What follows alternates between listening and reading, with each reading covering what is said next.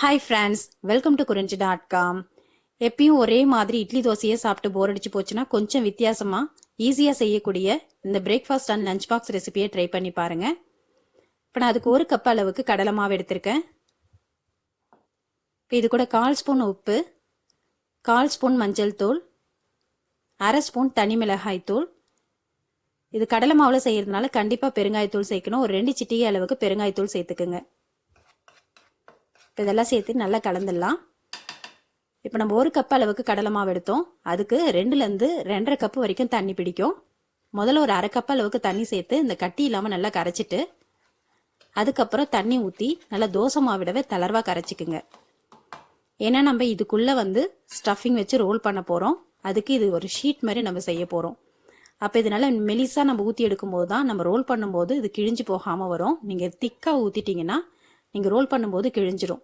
அதனால் நல்லா மெலிசாக ஊற்றுறதுக்காக இந்த மாவு நல்லா தளர்வாக கரைச்சிக்கலாம். இப்போ இந்தளவுக்கு மாவு நல்லா கரைச்சிட்டு இதில் கொஞ்சமாக கொத்தமல்லி தழையை கிள்ளி சேர்த்துக்குங்க. இது நல்ல ஒரு மணமாக இருக்கும்.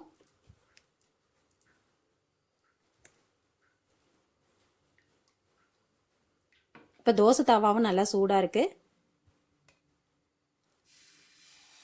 இந்த மாதிரி மாவு ஊற்றிட்டு அடித்தட்டையான ஒரு கரண்டி வச்சு தீத்தும் போது நம்மளோட தோசை பார்த்திங்கன்னா நல்லா மெலிசாக வரும்.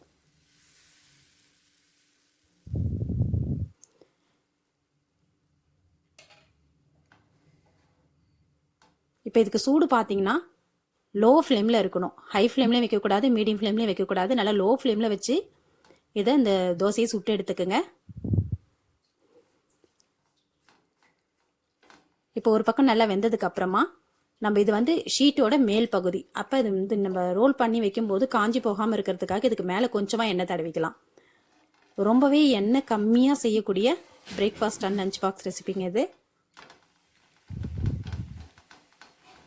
டேஸ்ட்டும் பார்த்தீங்கன்னா அவ்வளோ சூப்பராக இருக்கும்.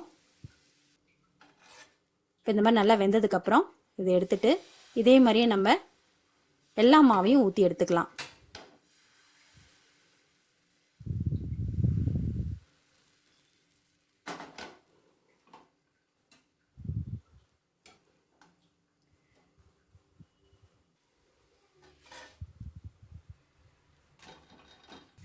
இந்த மாதிரி நல்லா மாவு ஊற்றி எடுத்தாச்சு. இந்த ஷீட் நல்லா ஆறட்டுங்க. அதுக்குள்ளே நம்ம உள்ளே வைக்கிற ஸ்டஃபிங் ரெடி பண்ணிக்கலாம். ஒரு கடாயில் 2 ஸ்பூன் அளவுக்கு எண்ணெய் ஊற்றிருக்கேன். எண்ணெய் நல்லா சூடானதுக்கு அப்புறமா 1/4 ஸ்பூன் ஜீரகம் சேர்த்து நல்லா பொரிய விட்டுடுங்க.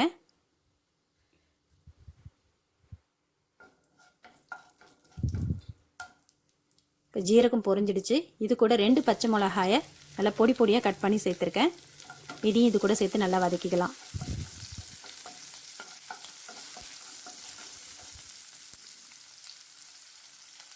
ஒரு வெங்காயத்தை பொடியாக கட் பண்ணி சேர்த்துருக்கேன். இதையும் நல்லா வதக்கிக்கலாம். நான் இன்றைக்கி வெறும் உருளைக்கிழங்கு மட்டும்தான் சேர்த்து செய்கிறேன் இந்த ஸ்டஃபிங்கு. இது கூட நீங்கள் பட்டாணி அப்படி இல்லைன்னா சோளம் இதெல்லாம் கூட சேர்த்து செய்யலாம். ரொம்ப நல்லாயிருக்கும். இந்த உருளைக்கிழங்கை நல்லா மசிச்சிடலாம். 2 மீடியம் சைஸ் உருளைக்கிழங்கை வேக வச்சு எடுத்திருக்கேன். இதோட அளவு பார்த்திங்கன்னா 200 கிராம் வரும். இப்போ இது கூட 1/4 ஸ்பூன் மஞ்சள் தூள், இப்போ இந்த மசாலாவுக்கு தேவையான அளவுக்கு மட்டும் 1/4 ஸ்பூன் உப்பு, 1/4 ஸ்பூன் அளவுக்கு சில்லி ஃப்ளேக்ஸ் சேர்த்துருக்கேன். சில்லி ஃப்ளேக்ஸ் சேர்க்கும் போது நல்ல வாசனையாக இருக்கும். சில்லி ஃப்ளேக்ஸ் இல்லைன்னா 1/4 ஸ்பூன் அளவுக்கு தனி மிளகாய் தூள் சேர்த்துக்கோங்க. நம்ம ஏற்கனவே அந்த மேல் மாவுலேயும் உப்பு காரம்லாம் போட்டிருக்கோம். அதனால் இதில் சேர்க்கும்போது நீங்கள் பார்த்து கம்மியாக சேர்த்துக்குங்க. இப்போ இது ரெடி ஆகிடுச்சு. இப்போ இந்த அளவுக்கு நல்லா மசிஞ்சு வெந்ததுக்கப்புறம் இதில் கொஞ்சமாக கொத்தமல்லி தூவி நம்ம இதை நல்லா ஆற விட்டுடலாம். இப்போ நம்மளோட ஷீட்டும் ரெடி, உள்ளே வைக்கிற ஸ்டஃபிங்கும் ரெடியாக இருக்குது. இப்போ இந்த மாதிரி ஷீட் எடுத்துகிட்டு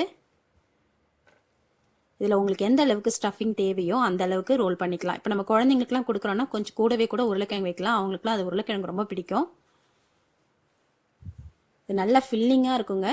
ஒரு ஆளுக்கு ஒரு ரோல்னு சாப்பிட்டாலே போதும். அந்த அளவுக்கு நல்லா ஃபில்லிங்காக இருக்கும். நம்மளும் ரொம்ப நாள் கிச்சன்லேருந்து சமைக்கணும்னு அவசியம் இல்லை. ஒரு 4 பேர் இருக்கீங்கன்னா ஒரு 4 பீஸ் செஞ்சாலே போதும்.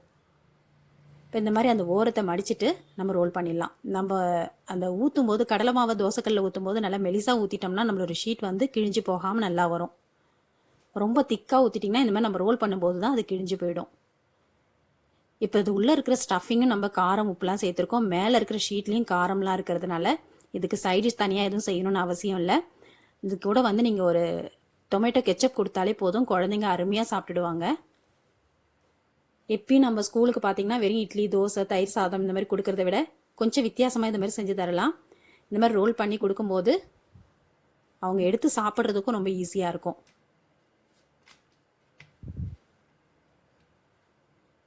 இப்போ நம்ம அந்த மேல் பக்கம் எண்ணெய் தடவி இருக்கிறதுனால இது மதியானம் வரைக்குமே கூட காஞ்சி போகாமல் நல்லாயிருக்கும், சாஃப்டாகவும் இருக்கும் இது.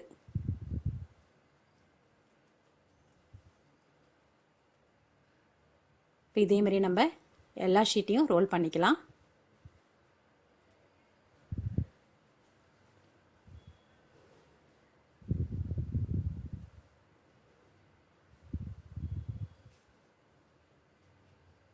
நான் இன்றைக்கி லஞ்ச் பாக்ஸில் வைக்கிற மாதிரி சின்ன சின்னதாக செஞ்சுருக்கேன்.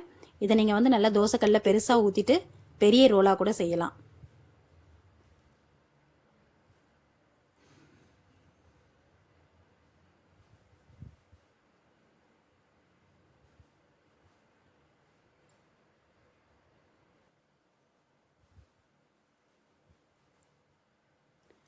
ரொம்ப ஈஸியாக செய்யக்கூடிய இந்த பிரேக்ஃபாஸ்ட் அண்ட் லஞ்ச் பாக்ஸ் ரெசிபியை நீங்களும் உங்கள் குழந்தைங்களுக்கு செஞ்சு கொடுங்க. இந்த ரெசிபி உங்களுக்கு பிடிச்சிருந்தா லைக் பண்ணுங்கள், ஷேர் பண்ணுங்கள், சப்ஸ்கிரைப் பண்ணுங்கள். உங்கள் ஃப்ரெண்ட்ஸ் அண்ட் ரிலேட்டிவ்ஸோட இந்த வீடியோவை ஷேர் பண்ணிக்கோங்க. நன்றி, வணக்கம்.